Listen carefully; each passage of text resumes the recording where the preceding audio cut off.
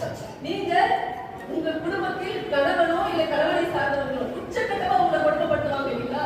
வீட்டுல தங்க அனுமதிக்க மாட்டாங்க, சண்டை போட்டுட்டு குழந்தைய பறிச்சு வச்சுப்பாங்க, வீட்டை விட்டு உங்களை வெளியேற்றுவாங்க. அது மாதிரி சமயங்கள்ல நீங்கள் இந்த சட்டத்தின் உதவியை நாடலாம். யாரை நாடணும் அப்படின்னு பாத்தீங்களா?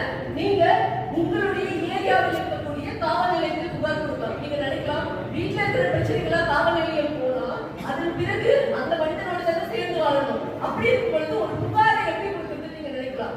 நீங்க ஒரு இப்படியான ஒரு புகாரை கொடுத்து கணவனையோ ஒரு உறவுகளையோ கட்டுப்படுத்த கூடாது அப்படின்னு நினைச்சீங்கல்ல, நீங்க செய்ய வேண்டியது ஒன்றுதான். என்னன்னா, இந்த சட்டத்தின்படி ஒவ்வொரு மாவட்டத்திலும் ப்ரொடெக்ஷன் ஆபீசர் சொல்லுவாங்க, பாதுகாப்பு அலுவலர் ஒவ்வொரு மாவட்டத்திலும் கலெக்டர் ஆபீஸ்ல இருப்பாங்க.